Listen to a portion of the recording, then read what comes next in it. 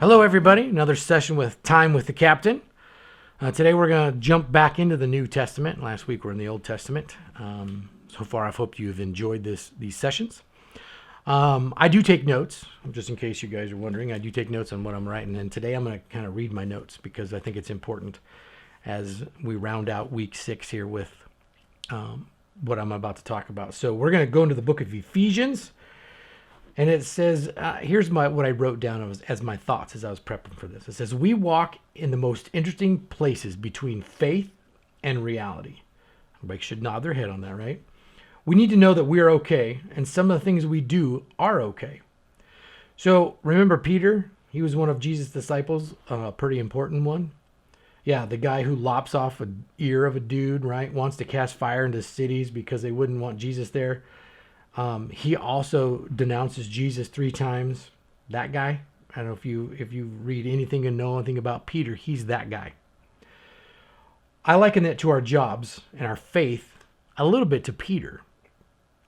We tend to fight the good fight, even when Jesus tells us, "Get behind me, Satan," right?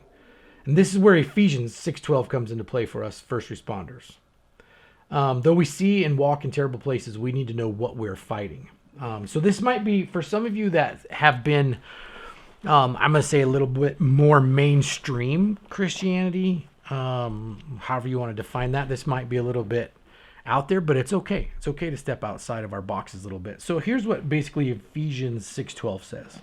It says, "For we wrestle not against flesh and blood, but against principalities, against powers, against rulers of the darkness of this world, against spiritual weaknesses in high places." So a lot in that. A lot of what we do. You ever wonder when we have those days where it's like motor vehicle accident day. Everything you run into, everything you see is motor vehicle accident day. Or the next shift, it's like nothing but chest pains. It's nothing but diabetic calls. It's nothing but maybe people are looting and running.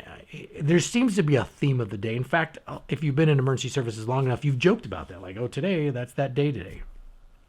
I'm going to present a concept that, like I said, for some of you may be out there thinking, and that's okay. I'm going to suggest, which I think we all kind of tend to believe in, that there's good and evil out there, right? And good and evil operate. We'll put good as Jesus and God, and evil as, let's say, Satan and his dominions or demons or whatever you want to talk about. However you want to say that. So this verse in Ephesians has helped me put in perspective when you run that awful call. Let's say it's a domestic violence call. Why is person A assaulting person B to the point where we're involved, right? Where police are involved and the paramedics are there and the firefighters there because they've just absolutely destroyed the other person, right? When we talk about fighting not against that flesh and blood, as our faith meets that reality, right? I would venture to say that 90% of people who sit in a pew at church, it's probably lower than that, have never experienced that some sort of reality, right? Has never experienced what one human can do to another human or what one human can do to themselves, like we experience.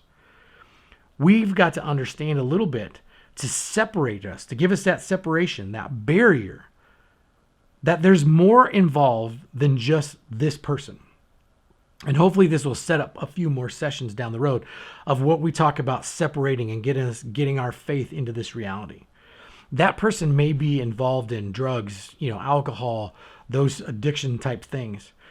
But let's look at it from this way. Is it possible that there's an outside influence into the scenarios that are happening? Why does everybody crash their car on this particular day? I don't know. But one of the suggestions I could offer is that the spirit world, which I said we're going to be out there a little bit today, which is okay, could be maneuvering some things that cause us. This verse in the Bible helps explain that. We battle not against people. That's flesh and blood. We don't fight against the people themselves, but we are fighting against the principalities and darknesses of the air that are influencing what's happening in this earth. It's a lot to unpack. It's a lot to understand. But if you simplify it like I have and go, all right, I understand this. Here's what I understand. There's something out there bigger than me. God, Jesus, the Holy Spirit, Satan, his dominions, whatever. I have power over Satan and his dominions. I humble myself in front of God. And what that allows me to do is understand that sometimes I just need to close my eyes and say, Bob here or Jim or Jane or whoever we're battling with and who's cussing at us and spitting at us and, treating us like junk isn't who I'm fighting. I'm fighting the spirits that they're dealing with, right? They're demons that they're dealing with.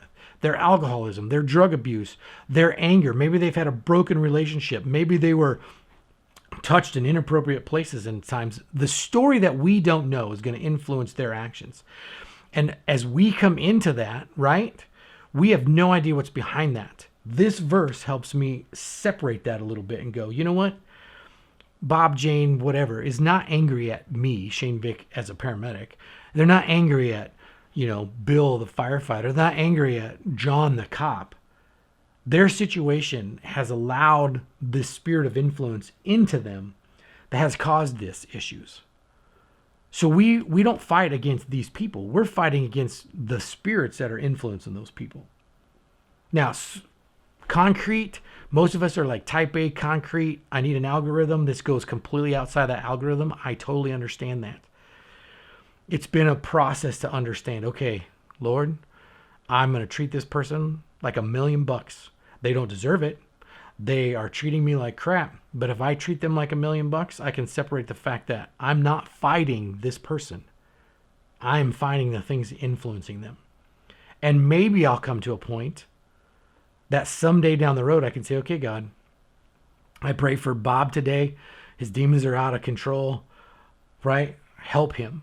Interject in something in his life. Or even at that time, I could be like, God, I need some grace and mercy for this individual. It's not the individual. I just need that grace and mercy. It begins to start this separation. And it's an outside their concept for a lot of people in the mainstream of religion, so to speak. But it is true. That's truth. Like I said, everything in this book is true, right? It helps us get through those days. And this has been one of the biggest things, other than coming boldly into the throne room of grace and mercy, that has made me go, okay, I'm not fighting this person. I'm fighting the demons, the spirits, whatever's influencing them, karma, whatever. So if we can begin to start separating that and be able to go, okay, there's a person who has a story of how they got there. The longer I do this business, the more I want to know people's story. How did you become homeless? How did you become addicted? How did you get on meth to begin with? What started this? And some of the stories that you hear of these people are absolutely mind-boggling and amazing. And you begin to see that they're underneath this junk is actually a person. Hard to understand, because some of these people, we just want to do what they're doing to us. I don't want to talk to you. I don't want to listen to you. I don't even want to help you some days. It's coming to that moment of going, I'm not battling this person. I'm battling the demons that they're battling. And if I want to be on their behalf, like some of the messages we've heard, then my prayer isn't, oh my God, take care of Bob. My prayer is against this. Remember, we're not battling flesh and blood or people. We're battling principalities and darknesses of the air. And there's a huge influence there. I hope to unpack those in further sessions.